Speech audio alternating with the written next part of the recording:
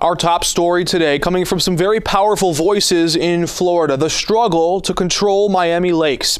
The Supreme Court makes a ruling in the case of ousted Miami Lakes Mayor Michael Pizzey. And Governor Rick Scott officially moves to revoke his suspension, which means Pizzey, the same mayor who faced federal bribery charges, is no longer suspended. It was completely ridiculous. I never should have been charged. I never should have been removed. And I should have been reinstated as mayor the day I was exonerated. So this is, I feel relief.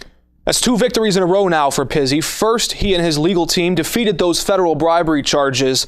And now Governor Scott officially lifts the suspension, something he had put off for a long time. But before Pizzey can go back into his office, the current mayor still has to leave.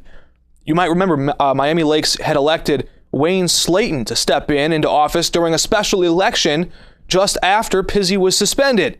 But Slayton says he won't step down. The town just simply isn't big enough for the two of them.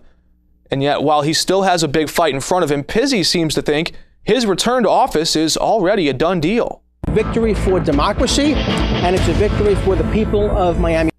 But it turns out many of those same people from Miami Lakes weren't so sure.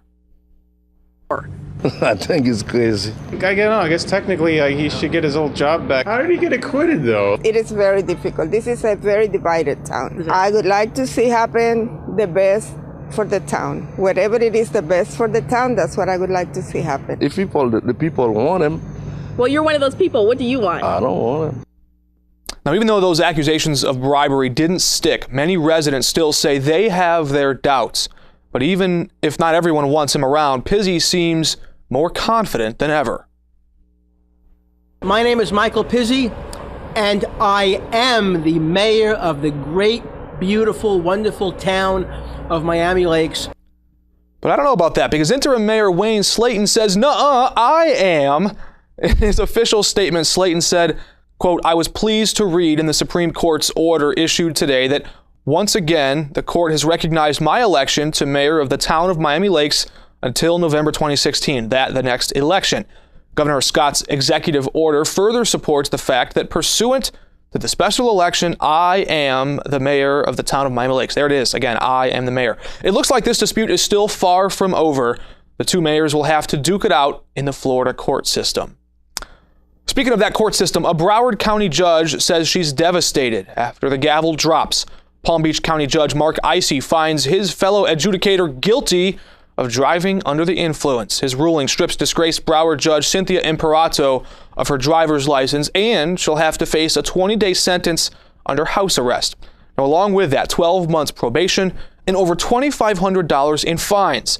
And that's not all. Imperato also has to complete 150 hours of community service, and she'll have to attend 2 different Alcoholics Anonymous meetings every week. And before she drives to those meetings, or anywhere for that matter, she'll actually have to pass a breathalyzer test, one hooked right up into her car.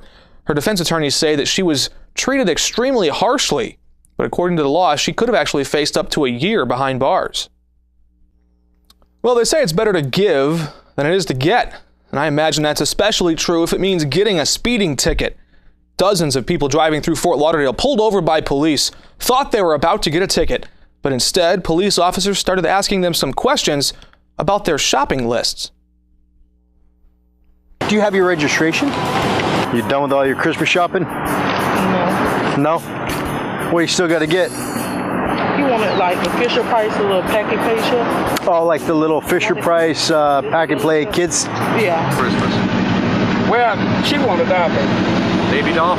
Big soft teddy bears? When she get in the bed. Yeah. Sometimes the computer takes a little while, but I'll be back with you, okay? Okay. All right. Now, what these drivers didn't know is that while the officers were back in the car, taking their time, other police officers were running through different stores nearby and picking out those same exact gifts, the ones you can see right here. Miss Mash, would you mind stepping out here for me, please? On behalf of the Fort Lauderdale Officers Union, we'd like to make sure you have some gifts for your child this year. Kind of help out through the holidays.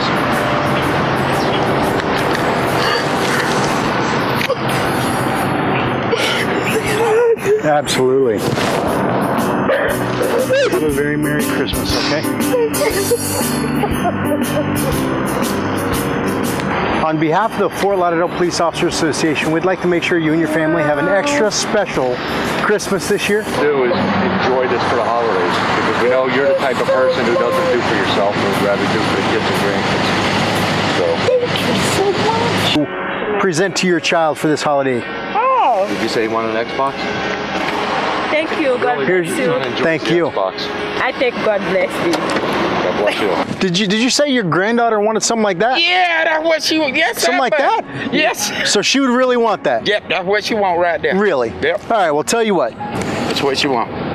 I've got a couple things here, and all of these gentlemen here have a little bit more. Right here, sir. Okay. And we'd like to make sure you have this and your family has a very happy holiday. God is good. That's a nice gesture from the police there, and I got to tell you, I doubt this program is still going on any longer, though, so I wouldn't recommend speeding through Fort Lauderdale. You might not meet the same ending, but certainly nice to see a few people's lives and Christmas holiday made a little bit easier because of the police. Also happening in Fort Lauderdale, a big win for homeless advocates. The city agrees not to arrest or ticket anyone for feeding the homeless, at least not for the next 45 days. The position of the city is that we do not believe we should be mediating or compelled to mediation, but we are pleased to sit down and chat with Mr. Abbott in an open forum. And would love to do that, and we'd love to use Judge Spector as a facilitator.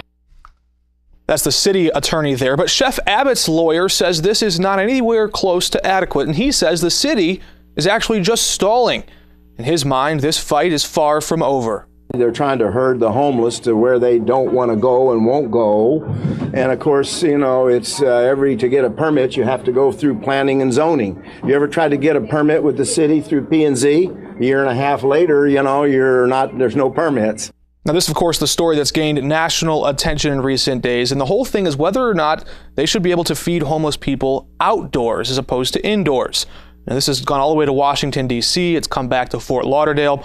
One thing is for sure, Arnold Abbott is relentless. Nothing is going to stop us, and I do resent the stalling motion by the city. They know they're in the wrong.